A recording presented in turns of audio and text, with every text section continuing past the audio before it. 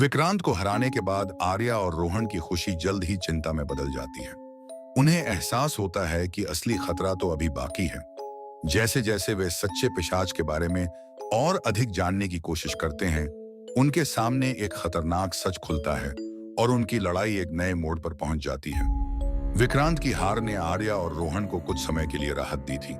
वे समझ चुके थे कि पिशाचों की दुनिया में शांति आना तो दूर, हर कदम पर नई मुसीबतें उनका पीछा करने वाली थीं। विक्रांत से लड़ाई के बाद दोनों अब अपने अगले कदम पर विचार कर रहे थे। आर्या और रोहन के बीच की बातचीत में आर्या ने कहा, हमने विक्रांत को हराया, लेकिन यह सिर्फ एक शुरुआत थी। असली युद्ध अभी बाकी है।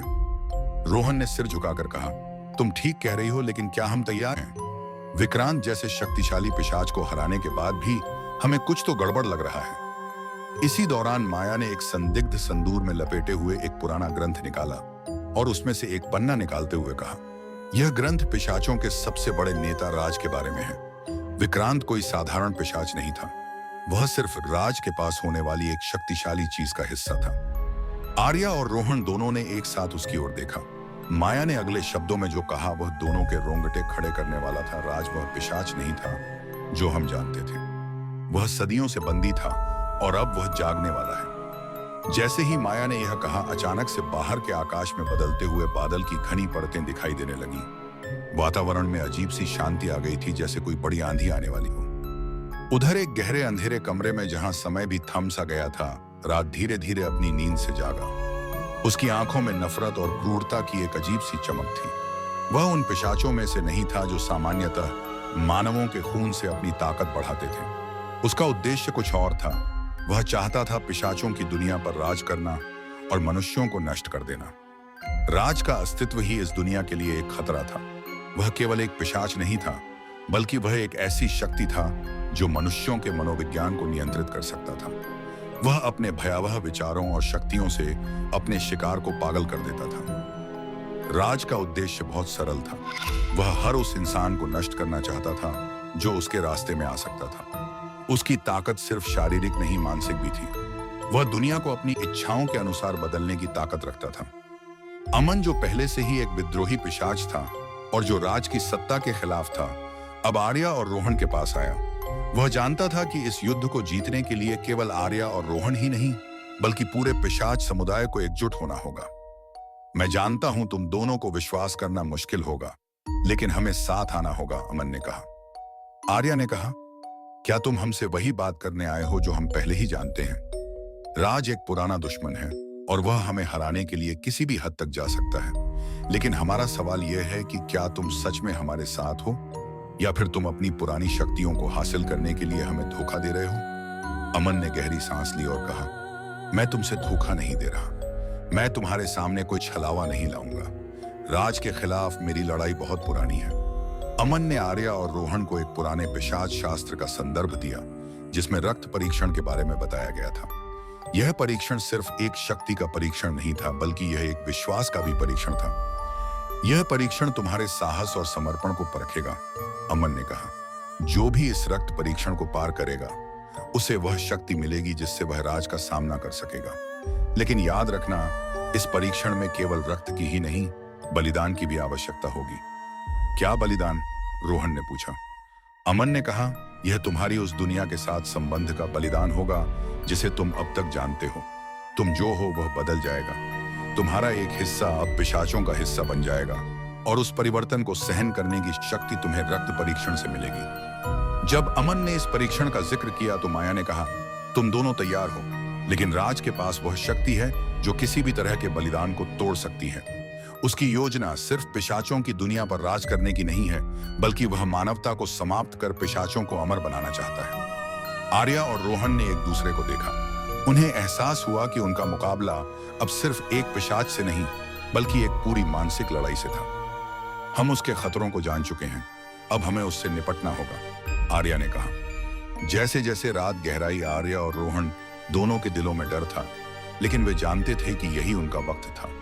उन्हें न केवल अपनी जान की सुरक्षा करनी थी, बल्कि पूरे मानवता की रक्षा भी करनी थी। राज का उद्देश्य केवल पिशाचों का शासन स्थापित करना नहीं था, बल्कि वह एक नए धर्म और सत्ता का निर्माण करना चाहता था, जिसमें सिर्फ पिशाचों का ही राज हो। अगर हम जीतते हैं तो हम एक नए भविष्य की शुरुआत करेंगे, आर्या ने अपने मन को तैयार करते हुए कहा। लेकिन अगर हम हार गए तो दुनिया केवल अंधकार में डूब जाएगी, रोहन ने कहा। और फिर उसने अमन से कहा, हम तैयार हैं, हमें यह परीक्षण करना होगा। पिशाचों का राज आर्या और रोहन पर खुल चुका था। विक्रांत, जो पिशाच समाज का प्रमुख था, की असली चाल समझकर आर्या और रोहन ने उसे हरा दिया था। लेकिन यह विजय सिर्फ एक शुरुआत थी। विक्रांत का पतन एक नए खतरे का प्रतीक था। एक और शक्तिशाली पिशाच राज का उदय हो चुका था। राज का प्रभाव सिर्फ पिशाचों पर बल्कि इंसानों पर भी होगा। यह एपिसोड हमारे हीरोज आर्या और रोहन के लिए एक नई लड़ाई की शुरुआत है, जिसमें उन्हें खुद को नए दोस्तों और दुश्मनों से समझना होगा। आर्या और रोहन की जिंदगी में कई बदलाव आए थे। वे अब पिशाचों के गहरे और खतरनाक संसार का हिस्सा बन चुके थे। विक्रांत की हार के बाद उनके मन में एक सवाल था, क्या उन्होंने सही किया? क्या उन्होंने पिशाचों को हराकर दुनिया को बचा लिया, या फिर वे एक और बड़ा खतरा खड़ा कर रहे थे? रोहन और आर्या के बीच यह चर्चा चल रही थी, लेकिन तभी उन्हें राज के बारे में एक खौफनाक सच पता चला। राज, जो पिशाचों के इतिहास में सबसे खतरनाक माना जाता था, अब खुलकर सामने आ चुका था। उसे रोकने के लिए उनके पास कोई ठोस योजना नहीं थी, क्योंकि राज की ताकत बहुत बड़ी थी। और यह सिर्फ एक पिशाच का मामला नहीं था, बल्कि पूरे मानवता का संकट था। रोहन हैरान होकर, आर्या, ये क्या हो रहा है? हम तो विक्रांत को हरा चुके थे, फिर ये राज कहां से आ गया? आर्या गहरी सांस लेकर, हमने विक्रांत को हराकर उसकी ताकत को रोक दिया था, लेकिन राज के पास वह ताकत नहीं है जो विक्रांत के पास थी। राज एक अलग ही खतरा है, वह हमें और दुनिया को एक नई मुसीबत में डाल सकता है। रोहन अब तक अपनी हार का सामना कर चुका था, लेकिन इस नए खतरे के सामने वह और भी ज्यादा डर चुका था। उसे समझ नहीं आ रहा था कि अब उन्हें क्या करना चाहिए। क्या वे इस लड़ाई में जीत पाएंगे? क्या वे राज को हराकर मानवता को बचा पाएंगे? लेकिन आर्या का मन पूरी तरह से ठान चुका था। वह जानती थी कि उनके पास एक मौका था और वह उस मौके को गंवाना नहीं चाहती थी। यदि वे राज को रोकने में असफल होते तो इससे न केवल पिशाचों की दुनिया में बल्कि इंसानियत में भी भारी तबाही मच सकती थी। आर्या, हमने विक्रांत को हराया और अब हमें राज को हराना होगा। उसके पास ताकत है, लेकिन हम उसे अकेले नहीं हरा सकते। हमें एकजुट होकर उसकी ताकत को खत्म करना होगा। इस बीच राज की शक्ति तेजी से बढ़ रही थी। वह अपने अनुयायियों को इकट्ठा कर रहा था और पिशाचों की दुनिया में एक नई साजिश रच रहा था। उसका उद्देश्य इंसानियत का नाश करना था, ताकि पिशाचों का शासन स्थापित हो सके। वह जानता था कि इंसान उसकी सबसे बड़ी बाधा है और अगर उसे इनसे छुटकारा मिल गया तो उसकी जीत सुनिश्चित हो जाएगी। रोहन चिंतित होकर, लेकिन आर्या, राज के पास तो वह ताकत है जो हमने कभी नहीं देखी। अगर वह हमारे सामने आया तो हम क्या करेंगे? आर्या, हमने विक्रांत को हराया तो राज को भी हरा सकते हैं। हाँ, उसकी ताकत ज्यादा है, लेकिन हमारे पास एक चीज है जो वह नहीं जानता। हमारे पास इंसानियत का जज्बा है। हम सिर्फ खुद को नहीं बल्कि पूरी मानवता को बचाने के लिए लड़ रहे हैं। रोहन को आर्या का हौसला देखकर थोड़ा राहत मिली, लेकिन फिर भी उसके मन में डर था।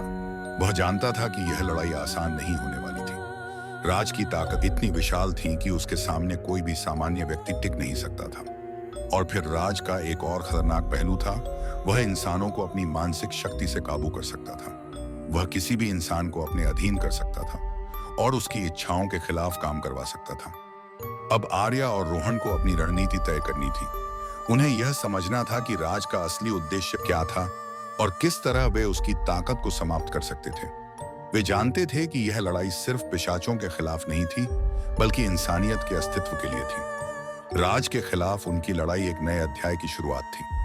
रोहन संतुष्ट होकर, ठीक है आर्या, हम तैयार हैं, लेकिन हमें और ज्यादा मदद की जरूरत होगी। हमें ऐसे कुछ लोगों को ढूंढना होगा जो हमारी मदद कर सके। आर्या सहमति में, हमें पिशाचों की दुनिया से और इंसानों से कुछ ऐसे लोग चाहिए जो हमारी मदद कर सकें। हम एक छोटी सी टीम बनाकर राज के खिलाफ लड़ेंगे। यह सोचते हुए आर्या और रोहन ने अपने अगले कदम की योजना बनाई। वे जानते थे कि इस युद्ध में केवल शारीरिक ताकत ही काम नहीं आएगी, बल्कि मानसिक और रणनीतिक ताकत भी उतनी ही जरूरी थी। इस बार वे अकेले नहीं होंगे, बल्कि उनके साथ कुछ और शक्तिशाली साथी भी होंगे जो इस लड़ाई में उनकी मदद करेंगे।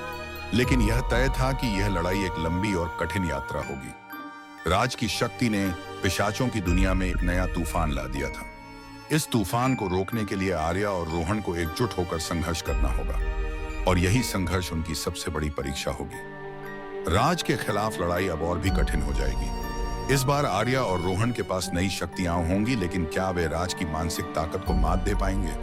जानिए कि आर्या और रोहन की नई रणनीति क्या होगी और क्या वे इस खतरनाक पिशाच को हरा पाएंगे।